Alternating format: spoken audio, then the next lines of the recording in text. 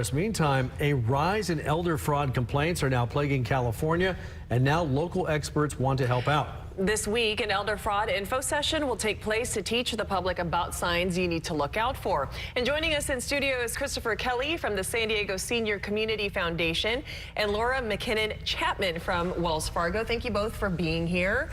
Okay, so let's start with this. Elder fraud. My blood starts to boil just a little bit, because we know that when they're preying on the vulnerable, it's just a whole new level of low, right? So the fact that you have to have an info session speaks to this. Can we just talk about the info session? Oh, absolutely. So, I mean, I think for Wells Fargo, it is one of our biggest priorities to help educate our community around things like this, which is why we're partnering with organizations like the San Diego Seniors Community Foundation, who is partnering with the FBI and the FBI Alumni Academy to give these seminars. And this isn't just one standing alone. We're having one on the 13th, and then we have another one next week, which I believe it's a special week for some reason, isn't it? Next week is National International Fraud Week. So we'll be teaching in San Marcos next week, and this week is Chula Vista. So we cover the whole entire county, and a lot more of these will be happening. But we're the first community foundation focused on seniors that's ever existed in the U.S. This number is staggering to us. We're looking at the facts here. 880,000 complaints regarding this? Well, according to the FTC, California, Florida, and Texas are the states in 2023 with the highest incident of fraud. Imposter scams are the highest number and type of fraud that is taking place.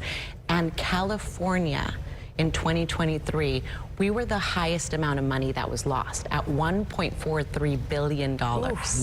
And that's just what's being told to us. That's what is, you know, those are the complaints that we're hearing. There are so many times that individuals are embarrassed. Because they're embarrassed that they were taken advantage of. They don't want that to look like their mental health is in decline. But in reality, I mean, we all get those emails from like, hey, you have a delivery and blah, blah, blah, send us this information. Or those emails from a different organization, that urgency, that call to action, and then click this. Or you get that phone call that, hey, do you know what's going on? And that urgency, that sense of urgency is what we really need to look out for. I know that you're going to go over these items over the session, but I mean, you're here now. Can you give us a pointer or two? Because these scammers are getting really smart, because they're tugging at like the emotional strings. Yeah. Right? FBI, they always don't want to protect their information, but here we really want to get the information out. And so we wanted the public about slowing down, like this grandparent scam that's going around. We're going to learn about that, where I can call you, and use of AI, I can fake your kid's voice, and I can call you and say, hey, I'm in a car accident, I'm in a lot of trouble, please help me. And so the phone is spoofed, the voice is spoofed, and all of a sudden you're pressured to go get money. They'll send an Uber courier, someone that doesn't even know they're part of the scam, to pick up the money from you. Wow. But what we teach is to slow down. Yes, take pause. Take pause. Before you take action. Right. Like, again, that sense of urgency, that's where they get people. And I think many times is protect your private information, protect your passcodes, your PIN number, those one-time passcodes that you receive on your phone. Sometimes you think, oh, someone will call and they'll say, hey, can you, if you share that with me, don't share that information. It's not, if it's not someone you know, don't trust them with that information. If you don't know someone, don't send them money. If you don't personally know them, and even if you do, verify, authenticate who you're speaking to. Hang up that phone call. If it's, first of all, Wells Fargo will never be the one to call you asking you for money. We don't do that.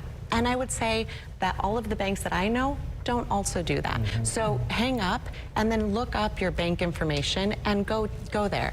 Separately, Wells Fargo does have a dedicated online security center that is up to date with all these types of scams and ways and resources for people to access to help themselves and educate themselves. Let's make sure that we get the information on the screen. Can you tell us once again when these info sessions are happening? So the next one that is coming up is on the 13th at 11:30 at Norman Park Senior Center. And the following one is going to be next week in San Marcos. That's Tuesday, November 19th at 1 p.m. at the San Marcos Senior Community Center. All right, Christopher Kelly and Laura McKinnon Chapman, thank you so much for both being here. Invaluable advice, and hopefully people will take advantage of what you're offering here. Yeah. For sure. Thank you so much for having us. Thank you.